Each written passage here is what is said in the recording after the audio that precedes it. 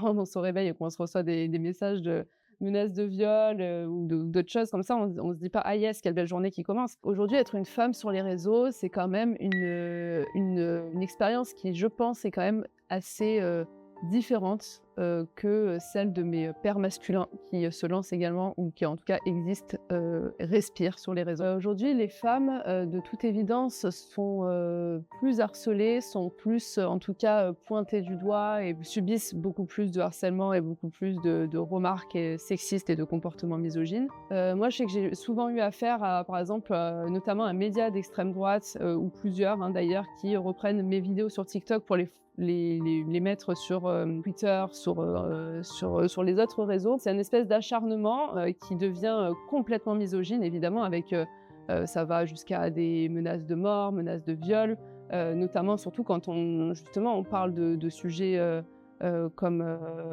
voilà, comme l'antiracisme ou le féminisme. C'est où très rapidement on tombe sur des espèces de vagues misogynes, où maintenant j'essaye réellement de me dire, «OK, c'est très désagréable, très inconfortable au moment où c'est», mais j'essaie de ne plus rentrer dans cette espèce de confrontation stérile avec, des personnes qui de toute façon, je veux dire, moi, mon but, ce n'est pas d'avoir raison et ce n'est pas mon but, c'est généralement d'amener mon propos, si possible de le sourcer au mieux, de l'argumenter et de démontrer justement, l'absurdité de certains faits ou de certains propos justement et c'est pas d'avoir raison. Donc en fait, c'est très inconfortable, ça reste très intimidant et parfois, réellement, inquiétant, hein, parce que quand on se réveille et qu'on se reçoit des messages de menaces de viol, d'autres choses comme ça, on se dit pas: «Ah yes, quelle belle journée qui commence». Donc mais on essaye de au moins un petit peu, aller plus vers le productif que vers la stérilité en considérant vraiment, ces messages-là. Dernièrement, j'ai vu pas mal de remarques, notamment sur, Pamela Anderson, où, des femmes qui, naturellement, et je le souhaite à tout le monde, vieillissent et du coup, forcément, prennent de l'âge et cetera. Il y a ce truc très péjoratif de vieillir et que l'âge et la vieillesse se remarquent sur notre apparence. Donc forcément, il y a, on le voit notamment, par les produits de beauté qui nous sont vendus, par rapport à plein d'aspects où on verra que les icônes de beauté, masculines, quand on pense à des acteurs comme George Clooney notamment ou, Brad Pitt, on aime bien dire qu'ils vieillissent bien, que c'est comme du bon vin et cetera. Alors qu'une femme qui prend des rides, on nous vend des anti-rides à tout va, parce qu'une femme qui prend de l'âge, c'est mal vu. Donc forcément, on internalise ce discours-là et je vois beaucoup de commentaires de femmes qui vont être dénigrantes. «Oh, elle a vieilli» et cetera. Il y a un moyen de se rassurer, c'est ce truc-là de se dire: «Oh, elle a vieilli, elle aussi, elle aussi, elle est humaine, elle aussi, il y a ça».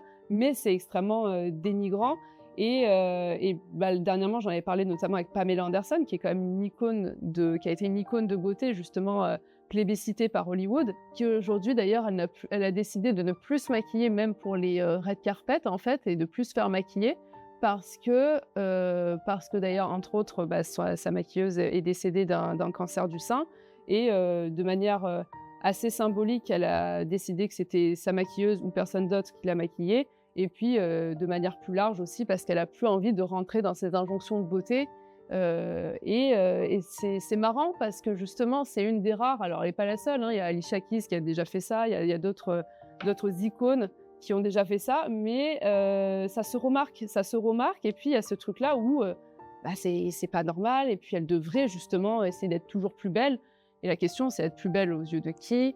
Heu, Est-ce qu'il y a pas ce truc-là du male gaze, donc du regard masculin qui pèse justement sur les femmes quotidiennement et on essaye de se conformer à tout ça et donc moi je trouve ça très bien qu'il y ait des femmes qui justement s'émancipent aussi de ces codes de beauté. C'est vrai que du coup, ça nous limite un peu dans les sujets parfois, enfin on peut se sentir limité dans certains sujets, de parler de certains sujets. Moi je pense que c'est pas, c'est aussi important de considérer qu'on ne peut pas parler à la place de personnes qui sont concernées. Moi je suis toujours un peu, frileuse, on va dire, à l'idée qu'un homme base tout son contenu sur la lutte féministe, par exemple, parce que, bien que toutes les bonnes intentions du monde puissent exister, ça reste quand même un combat qui concerne essentiellement les femmes.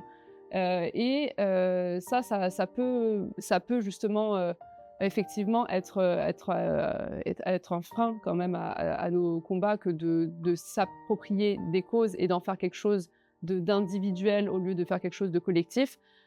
Par contre, je pense que justement, c'est là où c'est important de voir la pluralité de méthodologies pour arriver à aborder des causes sans pour autant se mettre au centre de la lumière, comme repartager du contenu, parler de médias, d'autres médias, mettre en avant d'autres médias, des podcasts, des livres, des choses qui justement vont nous permettre de mettre en avant, pour le coup, pour la lutte féministe, des femmes en avant, ça, c'est au moins on est dans quelque chose d'un peu plus productif et d'un peu plus légitime, on va dire, plutôt que de se dire ok, juste je me tais, je n'en parle pas, je ne partage rien sur le sujet parce que je ne me sens pas légitime. Je pense qu'il y a plein de manières justement de se rendre légitime en le faisant de manière prudente et de manière pertinente. Aujourd'hui, on ne peut pas nier qu'il y a un vrai beauty privilège qui existe et qui est basé sur l'apparence et sur l'attirance physique qu'on va avoir pour une personne. Et on va estimer qu'une personne est plus pertinente si elle rentre dans les critères et les standards de beauté qui sont, eux, définis par la société. Moi, en tant que femme blanche, mince, qui justement rentre dans ces standards de beauté et qui adopte aussi certains stéréotypes de genre. Par exemple, là, je me maquille, j'ai les cheveux longs, j'ai des bijoux. Enfin, j'ai ce packaging. C'est très moche, c'est pas très joliment dit comme ça, mais justement, j'ai cette apparence qui justement va forcément favoriser aussi le fait qu'on m'écoute sur les réseaux. Alors, ça ne veut pas dire que les hommes seront plus d'accord avec moi, mais justement, il y aura quand même ce truc-là de ne pas rentrer dans ce qu'eux, ils se font du stéréotype de la féministe. Moi, forcément, je ne peux pas dire que ça ne m'avantage pas, et que je pense que de toute façon, si j'avais pas ces privilèges-là, je serais sûrement moins écoutée. Après, je reste une femme, donc ça reste quand même aussi...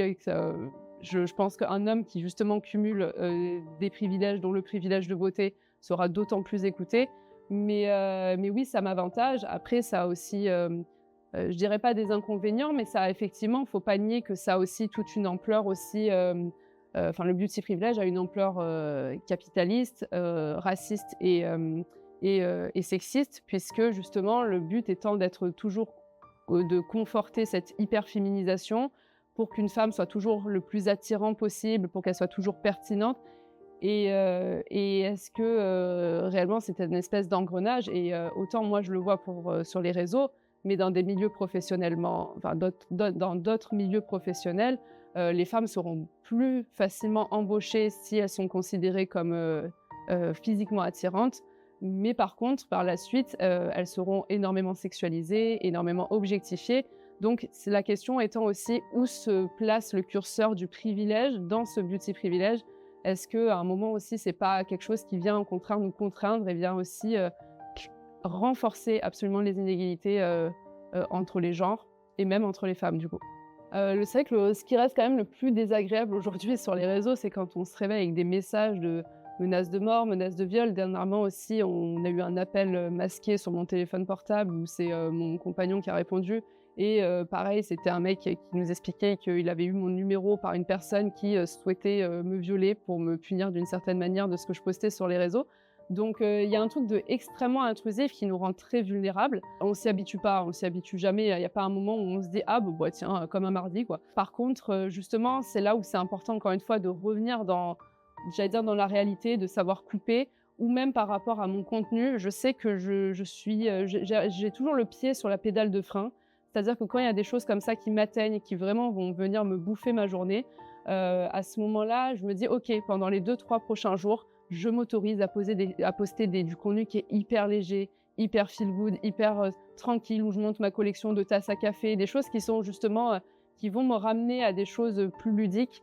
Et à ce moment-là, ça me remet dans quelque chose de plus serein. Et quand je me ressens, enfin, quand je me sens de nouveau capable d'aborder des sujets plus lourds, à ce moment-là, je le fais. Mais je m'autorise réellement à ne pas être à 200% dans du contenu engagé. Et ça rejoint aussi, encore une fois, le fait que j'ai le privilège de pouvoir aussi mettre le pied sur la pédale de frein, parce que je sais que tout ne dépend pas aussi de mon contenu engagé. Et ça me permet aussi surtout de ne pas être toujours confrontée à une réalité qui est très austère et qui parfois nous plombe le moral, tout simplement. Et aujourd'hui, quand je vois le parcours, en tout cas, comment j'ai avancé sur les réseaux et en changeant de contenu et déjà, je pense que je referais exactement de la même façon, parce que aujourd'hui, j'ai pas un regard du tout péjoratif sur ce que je faisais avant, comme si c'était futile, comme si c'était plus simple. Alors oui, c'était peut-être plus simple sur plein d'aspects, mais ça n'empêche pas que je me prenais quand même aussi déjà pas mal de remarques sexistes.